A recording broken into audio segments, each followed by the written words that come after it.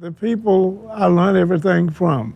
She's got every award that I get now, from Guitar Slim to T-Bone Walker, Muddy, but they didn't give blues players the awards that we get today. And I didn't learn nothing from the book. I learned everything by listening to Muddy and them. I was Baton Rouge, Louisiana. I graduated to high school, and my mother taking a stroke, and I got about 3 months, and then I had to go back to the farm. I'm the oldest boy. I couldn't get a high school education.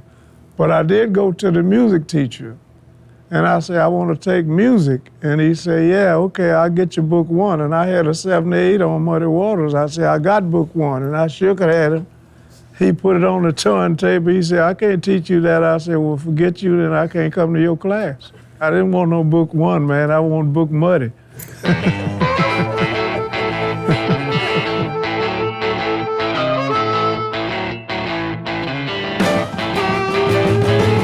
The clock is ticking, time is tight.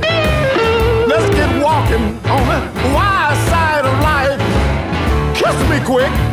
My dad and them would go get a country guitar player every Christmas, and he could play the Lonnie Johnson stuff, and he would come to house on the farm on Christmas Day.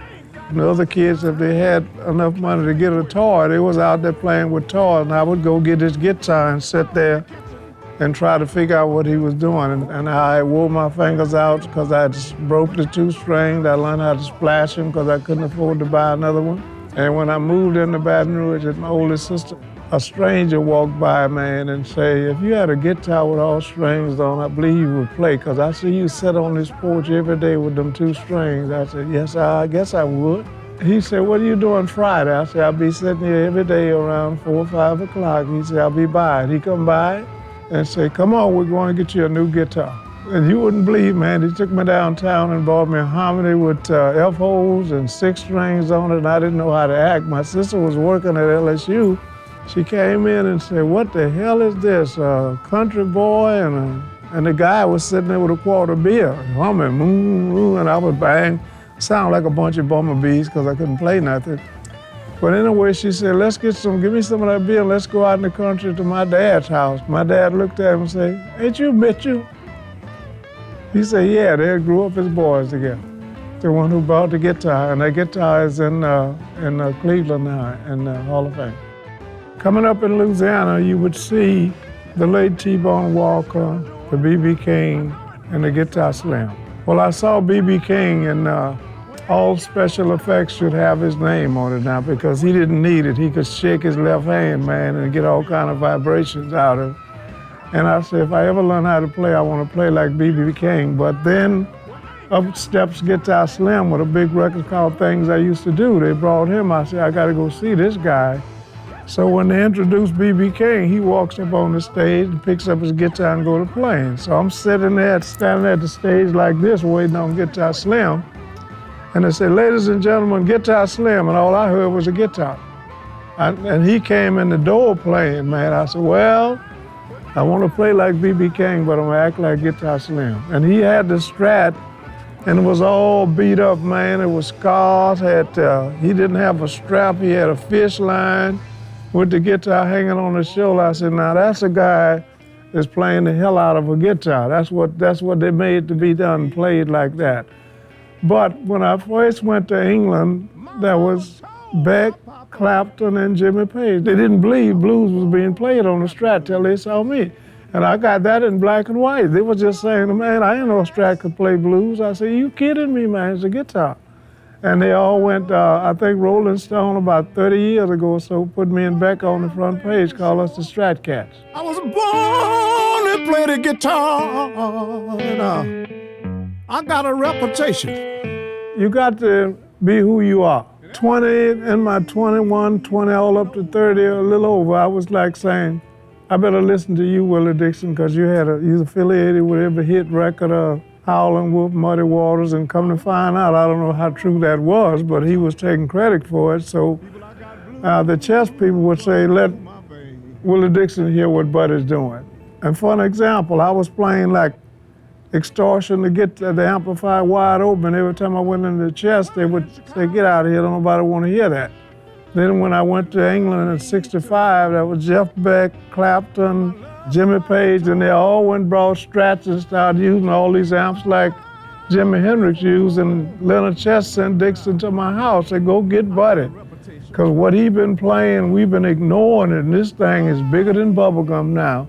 And I went in the studio that morning, I said, well, what you want? He bent over and said, I wish you would kick me behind. I felt like kicking him for real, because, you know, they had cut me short, so I was a Johnny-come-later then. But I didn't let that bother me. Well, you know, my good friend Eric Clapton, for years, he said, I don't know why Buddy haven't had a hit record, because whenever I go play in person, I would put on my show. I always was a listener, still is. And when the late Willie Dixon, the chess people here in Chicago, every time I would go in to do a record, everybody wanted a piece of the pie, and they was teaching me how to play, and I was like listening. I didn't do like Eric and them say, leave me alone, let me have my way.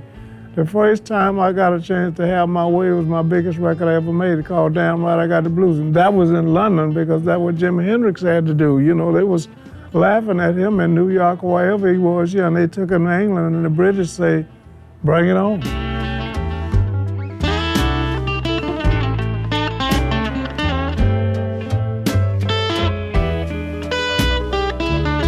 After I got able to buy a Strat, I seen it could take more wear and tear. I was in Africa, and we was in a station wagon. The guitar couldn't get in there, and he put it on top of the car. And in Africa, you know, speed limit, I think he's doing 100. My guitar flew off. And I looked back, and it was bouncing in the street. And guess what? One key was out of tune, the E. But it was scratched all up because of that busted out of the case. And I said, now, well, if I had playing an acoustic guitar, it wouldn't have been nothing but splinters left there. My mother had a stroke when I told you I went to Baton Rouge to try to go to high school, and she had that stroke after about 3 months or 4 months of me in high school, and I had to go back to the farm. I'm the oldest boy, and help the family. So I went to my mom, I said, I'm going to Chicago, and I'm gonna make a lot of money, I'm gonna send you a lot of money back, and I'm gonna buy a polka dot Cadillac and drive back and make you smile. And she smiled, and I knew I was lying. I didn't want no polka dot Cadillac, man. I wanted to. So she passed away, and I said to myself, you know, you lied to your mama and never did tell her the truth about that polka dot Cadillac.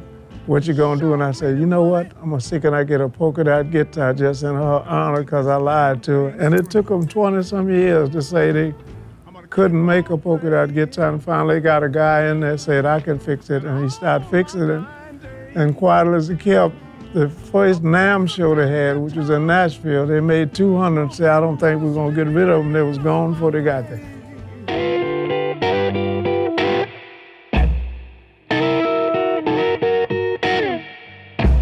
I knew about the reefers, I didn't know what effect it had. So every time you would go, if it was a small dressing room, if they was in there, you was contact high and didn't know it. The Grateful Dead, I ain't ashamed to tell about them, but I was in Berkeley, California, and he came in. He said, come on, let me take you outside. I'm gonna give you something to make you play something you ain't never heard before. I said, okay. We went around behind the club, and he lit up this reef, and I drawed off it about twice, and nothing about it. On my way back in, I'm like, what's wrong with you, man? I started laughing, it wasn't nothing funny. I said, Eric Clapton was in the house that night. So I went up, man, and I said, oh my God, man, you. The next day he called me and said, man, you played some shit you never heard. I said, you damn right, I didn't hear not one lick of it, man. So that was it for me with that reefer, man. I can't handle that, man, no. Now, I looked at it one day like this. I had learned, Muddy had taught me how to drink a glass of wine. There's two things I had, and that was enough. I didn't need nothing else to keep me going. When I found out what a woman was and what a drink was, that was enough. I didn't need nothing else.